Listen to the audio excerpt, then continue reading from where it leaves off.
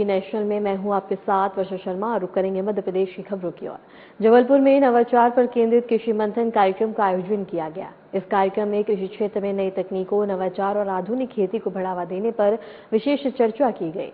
इस अवसर पर मध्य प्रदेश के मुख्यमंत्री मोहन यादव मुख्य अतिथि के रूप में उपस्थित रहे। उन्होंने कार्यक्रम में कृषि नवाचार को किसानों की आय बढ़ाने का महत्वपूर्ण माध्यम बताया। कार्यक्रम में कृषि विशेषज्ञों, वैज्ञानिकों और विद्यार्थियों ने भाग लिया और अपने विचार साझा किए। आयोजन का उद्देश्य कृषि क्षेत्र में नवाचार को प्रोत्साहित करना और नई तकनीकों को किसानों तक पहुंचाना रहा है। करना चाहिए। यशस्वी प्रधानमंत्री के नेतृत्व में जिस प्रकार से प्रगति देश भर में हर क्षेत्र में हो रही और खास करके हमारे यहाँ तो ये कृषि का और कृषि से जुड़े हुए व्यवसाय के लिए बहुत अलग अलग प्रकार से इसको बड़े सम्मान के साथ देखा गया है। आजीविका की दृष्टि से भी, सह अस्तित्व की दृष्टि से भी, परमात्मा के आशीर्वाद से भी। प्रकृति में यत पिंडे तत् ब्रह्मांडे, जैसा पिंड है वही ब्रह्मांड है और इस ब्रह्मांड के साथ हमारी एक रस्ता, एकजुटता, एक आनंद के साथ रहने के लिए, सबसे प्रकृति के साथ नजदीक रहने के लिए अगर कोई हमको मार्ग मिलता है तो वह हमारा कृषि आधारित जीवन पद्धति मिलती है। हमें इस बात का आनंद है, इसका गर्व भी। और इसीलिए हजारों लाखों सालों से हमारे अपने इस देश की कृषि की उन्नत अवस्थाएं, जीवन शैली में कृषि प्रधान हमारी उस मार्ग से बढ़ने की भावना, इसलिए भीमबेटका लगभग 1.5 लाख साल पुराने चित्रों में भी कृषि आधारित उसमें चित्र दिखाई देते हैं। दुनिया में यद्यपि ये बात सही है, आज के समय में कई सारे देशों में भी कृषि की बात आती, लेकिन हमारे उस ज्ञान विज्ञान के बलबूते पर हजारों साल से ऋषि मुनियों ने हमको प्रकृति के साथ जीने में जो कृषि का मार्ग दिखाया है और सच में उसका आनंद भी आता है। जब हम कृषि की बात करते हैं तो गांव आधारित जीवन पद्धति में आते हैं और गांव ग्रामीण जीवन पद्धति में हमारे ऑटोनोमस जीवन पद्धति के साथ, हमारे सूर्योदय के प्रणाम के साथ धरती माता पे भी अगर सो करके कक्ष से बाहर निकलने के पहले अगर पैर रखते हैं तो हम अपनी माता को प्रणाम करके निकलते हैं। कई प्रकार के हमारे पूरे व्रत त्योहार पूरे वर्ष के आनंद के साथ, लेकिन हर एक बार हर स्थान पर अपने इस जीवन के अंदर पवित्र भाव के साथ खेती के प्रति आदर का भाव, इसलिए कहा जाता है उत्तम खेती मध्यम व्यापार और नीच चाकरी। मैं नीच से तात्पर्य इतना ही है कि जो हमारे बीच में जो भावना है, खेती की जो मस्ती है, वाकई वो अद्भुत है। इसलिए इस देश की धरती सोना उगले उगले हीरे मोती, इसका आनंद ही कई कई साल से हर बार मिलता रहा है।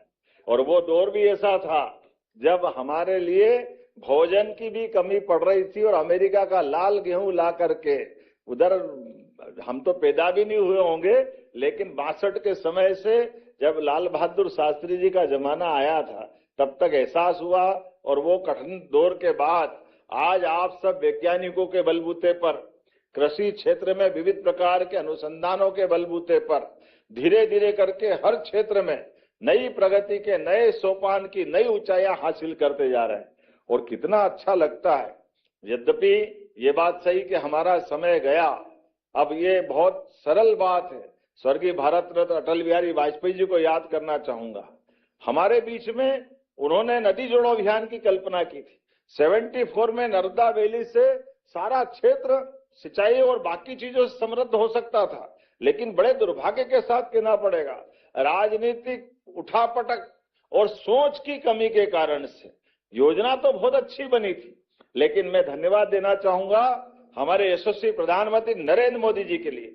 जो योजना 20 साल पहले हो सकती थी, लेकिन उनके मुख्यमंत्री बनने के बाद सरदार सरोवर का पहला डैम उन्होंने अपने राज्य के बलबूते पर कहीं से अपनी व्यवस्था जुटा करके राज्य ने अपने संसाधन से सरदार सरोवर डैम पूरा हुआ और उसके बाद तो हमारे प्रदेश की भी धारा बदली।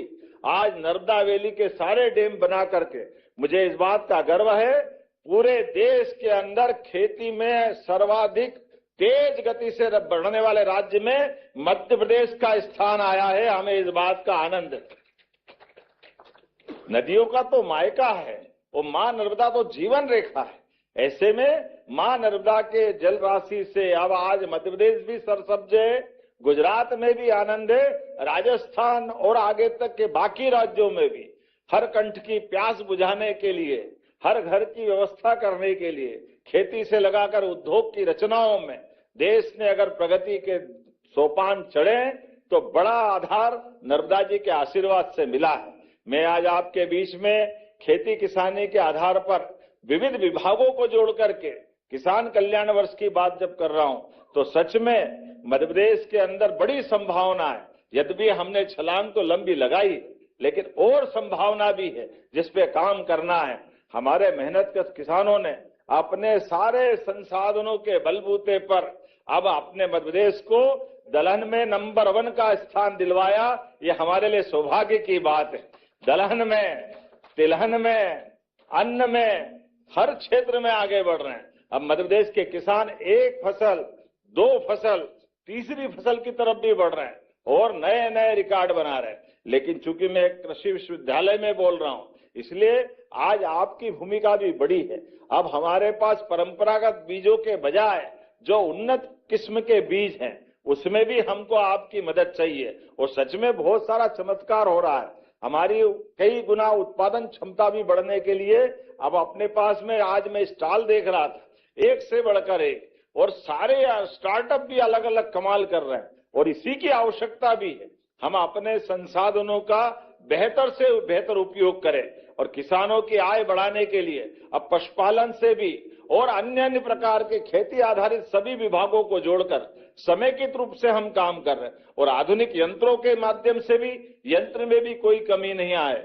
अब ये बात सही है कि हमारी खेती में फसल अच्छी हो रही, लेकिन उसकी चुनौतियों के साथ उसी में से और आय कैसे बढ़ती जाए। लेकिन प्राकृतिक खेती का भी रकबा बड़ा है। मुझे इस बात की प्रसन्नता है, सबसे ज्यादा प्राकृतिक खेती किसी राज्य में होती है तो मध्य प्रदेश में होती है। इस बात का भी आनंद हमारे बीच में। ऐसे में प्राकृतिक खेती को बढ़ावा देने के लिए अब हमारी सरकार भी उपार्जन में पहली बार कोदो कुटकी के उपार्जन करने की तरफ आगे बढ़ी। वो कितना अच्छा लगता है। बाबा महाकाल का प्रसाद भी अब हमारी रागी का लड्डू मिलता है, कितना आनंद आता है। ये धीरे धीरे रागी का टेस्ट लोगों ने पहली बार मुंह पे लिया है। कई सारे राज्य के लोग बोलते कि आप कुछ दो मत दो, वो बाबा महाकाल का रागी का लड्डू दे दो। अब ये हमारी बहुत सारी इस प्रकार की वैरायटी है जिसका आनंद भी आता है। लेकिन जब स्टार्टअप की बात कर रहे हैं तो सब प्रकार से जितने प्रकार के आपने यहाँ प्रदर्शनी दिखाने का प्रयास किया और दूध उत्पादन को लेकर भी मध्य प्रदेश ने अपनी सरकार के गठन के बाद किसान की सहज आमदनी जहां से निकलती है, खेती में वास्तव में पशुपालन के माध्यम से खेती और पशुपालन एक ही सिक्के के दो पहलू हैं, एक दूसरे से जुड़कर ही चलते हैं। ऐसे में हमारी सरकार ने 9% का दूध उत्पादन हमारे राज्य में होता है, इसको 20% तक ले जाने का संकल्प लिया है धीरे धीरे करके और आगे बढ़ करके। अब हमने तो ये भी निर्णय लिया है कि हमारे यहाँ पर दूध का उत्पादन भी बढ़ेगा, दूध की खपत भी राज्य में बढ़ेगी।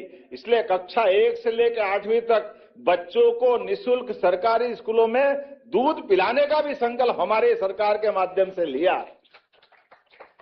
जब पोषकता की बात करते हैं, कुपोषण की दूर करने की बात करते हैं, तो दूध से अच्छा कौन सा आहार हो सकता है। हमारे लिए तो भगवान कृष्ण का वो काल याद आता है। भगवान कृष्ण के जीवन काल में दूध की ताकत तो थी कि कृष्ण भगवान ने कंस को मुक्के से मार करके उसका काम तमाम किया था। ये उस काल का गौरव भी हमको याद आता है। लेकिन कृष्ण भगवान के काल से चल करके जब मध्य प्रदेश के अंदर देखते हैं तो आज हमने पशुपालन विभाग में भी सभी प्रकार की योजनाओं को बढ़ावा देते हुए दूध उत्पादन के लिए अलग अलग प्रकार की योजनाओं पे काम कर रहे हैं और फूड प्रोसेसिंग की भी सभी इकाइयों को मदद देते हुए हमारे हर एक क्षेत्र में हर एक जगह उन्नति के नए कीर्तिमान बने। इसलिए बहुत देर तक तो मैं बोल सकता हूं, लेकिन घड़ी अनुमति नहीं दे रही। इसलिए इस पूरे मंच के सभी माननीय मंत्रीगणों से, सांसद इनकी तरफ सबसे विनम्र धन्यवाद देता हूं। इनने सबने बोलने का मुझे समय दिया। एक बार अभिनंदन कर दे सभी के लिए, ताकि इन सब की तरफ से मैं अपनी बात रख रहा हूं। लेकिन सच में महाकौशल में प्रदेश के कृषि कौशल को और आगे करने के लिए बहुत अवसर है। आज रानी दुर्गावती की कर्मस्थली पर कृषि मंथन 2026 का जो आयोजन हो रहा है, वाकई ये अद्भुत है। और इसी के साथ जबलपुर कृषि विश्वविद्यालय के भवनों का, प्रशासनिक भवन का लोकार्पण हुआ। हमारे पास प्राकृतिक खेती को बढ़ावा देने के लिए 1000 कृषि सखियों के प्रशिक्षण का सौभाग्य मिला है। 10 स्टार्टअप को 1 करोड़ 8 लाख की रुपयों के आदेश पत्रों का वितरण हुआ है। मुझे इस बात की भी प्रसन्नता है, जब मैं आपसे बात कर रहा हूं, ऐसे में हमारे नरसिंहपुर में गन्ना का एक नया यूनिट का भी शुभारंभ हुआ। जोरदार अभिनंदन करें सभी प्रकार से। आकाशवाणी के पंचरंगी प्रोग्राम की तरह सबको जोड़ करके सब रंग का आनंद यहाँ मिल रहा है। एक साथ आपसे जब बात कर रहे हैं, ऐसे में कृषि कल्याण के आधार पर, खासकर नवीन पद्धतियों के बलबूते पर, फसल के विविधीकरण के आधार पर हमारे अपने वैज्ञानिक इसमें काम कर रहे हैं, हमारे युवा भी काम कर रहे हैं, स्टार्टअप भी काम कर रहे हैं। अब कितना अच्छा लगता है। अभी हमने बेर का जूस पिया, पास में महुए का भी रखा था, तो महुए को तो हाथ ही नहीं लगाया, लेकिन बेर का आनंद आया। हमने कहा भैया ये किसी और को पिला देना, हम तो बेर वाले ही चलेगा। ये अपने बीच में काला आलू, पीला आलू, सफेद टमाटर, कौन कौन से क्या क्या बनाया। सबके लिए जोरदार ताली बजाओ। हरे अलग अलग प्रकार। अब तरबूज, पीला तरबूज, उन्होंने कहा खा के देखो। मैं खा के देखूंगा, पर तरबूज पता नहीं जन्म के समय से लाल ही देखते आए, पीला भी अच्छा होगा, बहुत अच्छी बात है, बधाई आपको भी। ये भी आनंद अपना है। कैसे समय बदल रहा है। अब मर्जी आए जो कलर का आप टमाटर कर लो, कोई लाल टमाटर, पीला टमाटर, हरा टमाटर। हरा तो देखा अपन ने, लेकिन ये जो दुनियादारी बदली है, ऐसे समय में हमारे वैज्ञानिकों ने वाकई कमाल किया। और आज उत्पादन बढ़ावा देने के साथ साथ पोषकता को भी जो बढ़ावा दे रहे हैं, हमारी सरकार भी पीछे नहीं है। इसलिए किसान कल्याण के लिए अभी हमारा गेहूं का उत्पादन भी गजब का हुआ है।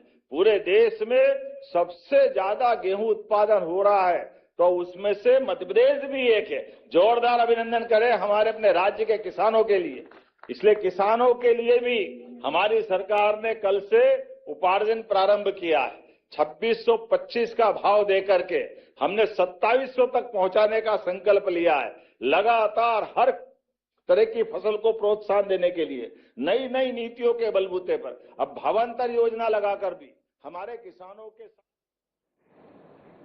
मध्य प्रदेश सरकार ने प्रशासनिक स्तर पर बड़ा बदलाव करते हुए 26 भारतीय प्रशासनिक सेवा अधिकारियों के तबादले किए हैं। इस फेरबदल के तहत कई जिलों के कलेक्टरों को भी बदला गया है, जिससे राज्य प्रशासन में व्यापक स्तर पर परिवर्तन देखने को मिला है। भोपाल के कलेक्टर कौशलेंद्र विक्रम सिंह को मुख्यमंत्री सचिवालय में सचिव के पद पर नियुक्त किया गया। वहीं प्रियंक मिश्रा को भोपाल का नया कलेक्टर बनाया गया। सूत्रों के अनुसार इस तबादला सूची में करीब 14 जिलों के कलेक्टर शामिल हैं, जिन्हें नई जिम्मेदारियां सौंपी गई। राज्य सरकार का यह कदम प्रशासनिक कार्यप्रणाली को और भी अधिक प्रभावी बनाने और शासन व्यवस्था को मजबूत करने के उद्देश्य से उठाया गया है।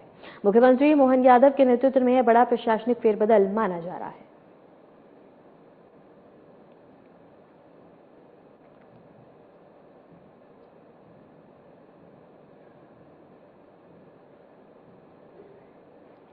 मध्य प्रदेश में गेहूं का उपजन शुरू हो गया है और पहले दिन किसानों ने बता दें कि 45 केंद्रों पर 1616 क्विंटल गेहूं का उत्पादन किया है। भोपाल, इंदौर, उज्जैन और नर्मदापुरम संभाग में खरीदी शुरू हो गई है। बाकी जिलों में 15 अप्रैल से खरीदी शुरू की जाएगी। खाद्य नागरिक आपूर्ति उपभोक्ता संरक्षण मंत्री गोविंद सिंह राजपूत ने बताया कि प्रदेश में गेहूं उत्पादन के लिए इस वर्ष रिकॉर्ड 19,04,000 किसानों ने पंजीकरण कराया, जो पिछले वर्ष की तुलना में 3,60,000 अधिक है। विगत वर्ष समर्थन मूल्य पर लगभग 77 लाख मीट्रिक टन गेहूं का उपार्जन किया गया था। इस वर्ष विपरीत हालात के बावजूद किसानों के हित में सरकार द्वारा 78 लाख मीट्रिक टन गेहूं के उपार्जन का लक्ष्य रखा गया, जो कि पिछले वर्ष 1 लाख ज्यादा है।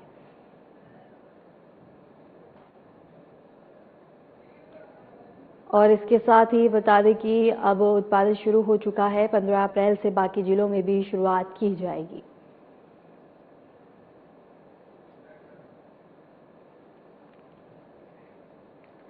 सोशल मीडिया पे महाकुंभ वायरल गर्ल के नाम से मशहूर हुई मोनालिसा और फरमान की शादी का विवाद अब एक बेहद ही गंभीर मोड़ पर पहुंच गया।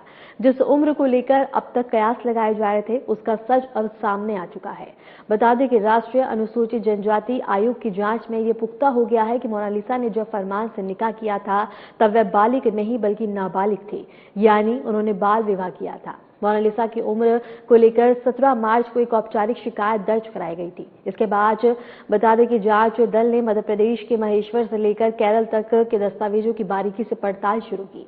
जांच में सामने आया कि महेश्वर सामुदायिक स्वास्थ्य केंद्र के रिकॉर्ड के अनुसार मोनालिसा की जन्म तिथि 30 दिसंबर 2009 दर्ज है।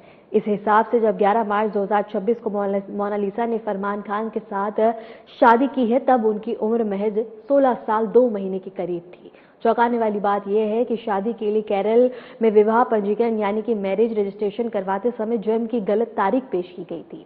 अब इस खुलासे के बाद पुलिस ने अपहरण और बाल विवाह से संबंधित अन्य गंभीर धाराओं में एफआईआर दर्ज कर ली है।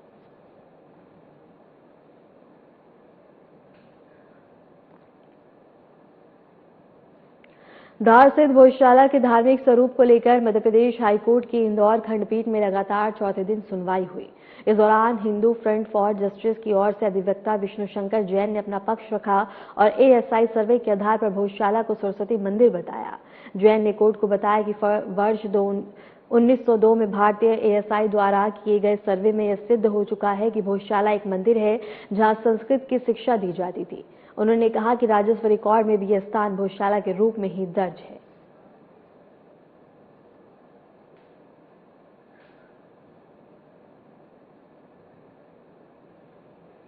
मध्य प्रदेश के सीहोर जिले स्थित सातदेव गांव में 21 दिवसीय महायज्ञ का आयोजन किया गया था। महायज्ञ शिवानंद महाराज करवा रहे थे। समापन के मौके पर 11,000 लीटर दूध से मां नर्मदा का अभिषेक किया गया। इसे लेकर आयोजकों ने कहा कि दूध चढ़ाने की रस्म नदी के पानी की सफाई और नर्मदा परिक्रमा करने वाले तीर्थयात्रियों की भलाई की उम्मीद और प्रार्थना के साथ की गई थी। वहीं टैंकर से नर्मदा नदी में दूध बहाया जा रहा था। इस कार्यक्रम में शामिल होने आसपास के गांवों से बड़ी संख्या में लोग शामिल हुए। लोग नदी किनारे खड़े होकर इस कार्यक्रम को देखते रहे। आयोजकों ने बताया कि यह रस्म जन कल्याण, शांति और समृद्धि के लिए काफी ज्यादा अहम मानी जाती है।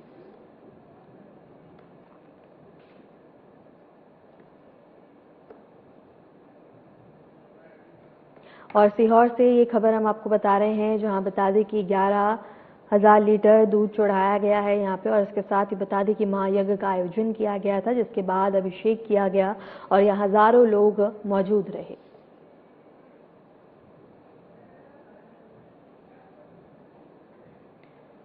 डिंडौरी जिले के ग्रामीण ने सड़कों की खराब हालत पर अपना गुस्सा जाहिर किया। जबलपुर राष्ट्रीय राजमार्ग 45 पर स्थित रूषा गांव के निवासियों ने यातायात रोककर विरोध प्रदर्शन किया। उनका कहना है कि उमरिया गांव की ओर जाने वाली सड़क लंबे समय से जर्जर है और अधूरी हालत में है, जिससे उन्हें रोजाना आने जाने में भारी दिक्कतों का सामना करना पड़ रहा है। गांव वालों ने बताया कि उन्होंने प्रशासन से बार बार सड़क की मरम्मत की मांग की थी, लेकिन कोई ठोस कदम नहीं उठाया गया। इससे नाराज होकर उन्होंने हाईवे को जाम करके विरोध प्रदर्शन किया। इस जाम के कारण दोनों तरफ वाहनों की लंबी कतारें लग गईं, जिससे यात्रियों और स्थानीय लोग दोनों को ही भारी असुविधा का सामना करना पड़ा है। और डिंडौरी से एक खबर आपको बता रहे हैं, जहां ग्रामीणों का गुस्सा यहां देखने को मिला है। ग्रामीणों ने यहां बता दें कि चक्का जाम लगाते हुए अपनी मांगे पूरी करने को लेकर प्रदर्शन और नारेबाजी करते हुए नजर आए हैं।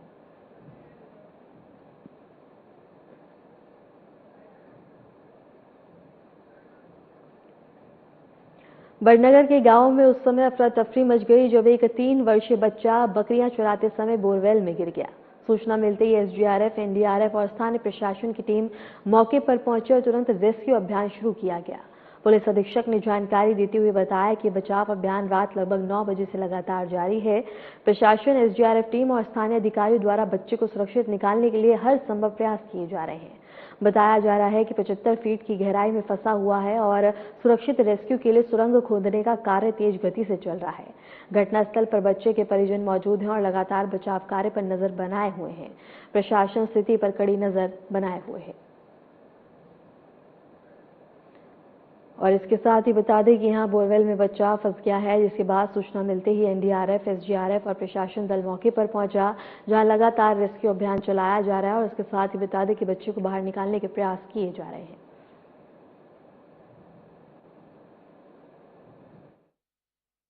पिछले करीब रात्रि 9 बजे से हमारे द्वारा यहाँ पर रेस्क्यू ऑपरेशन चलाया जा रहा है ग्राम झालरिया में, जहाँ 3 साल का एक बच्चा जो अपने परिजनों के साथ यहाँ पर भेड़ चराने के लिए रुका हुआ था और कौतूहलवश उसने जब बोर का ढक्कन हटाया और उसके बाद उसको देखने के वजह से वो उसमें अंदर गिर गया।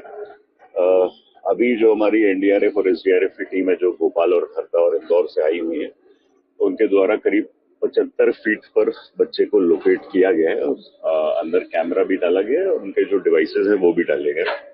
तो हम उनके द्वारा भी प्रयास कर रहे हैं कि बच्चे को रिकवर कर लिया जाए। साथ ही जो हमारी 5 पोकलेन मशीनें हैं, जेसीबी मशीनें हैं, वो एक पैसेज और टनल बनाने का भी लगातार, जैसे आप लोग देख रहे हैं मेरे पीछे, वो प्रयास कर रहे हैं। तो हमारा प्रयास है कि जब तक रेस्क्यू नहीं हो जाता है, सभी तरह के इक्विपमेंट्स और सभी तरह के जो तरीके हैं उस पर यूज करें और कोशिश करें कि सबसे तेज और सबसे जल्दी वाले तरीके से हम बच्चे को सकुशल निकालने में प्रयास कर सकते हैं।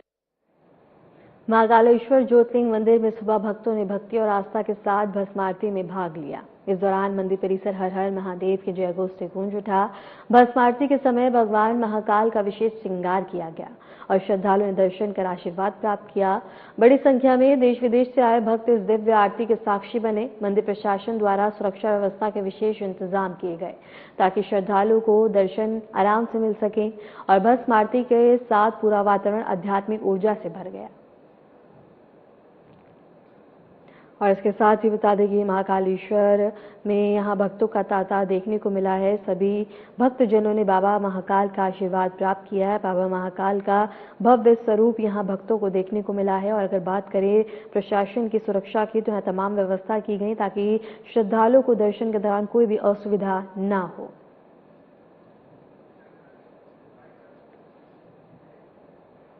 फिलहाल के लिए मध्य प्रदेश की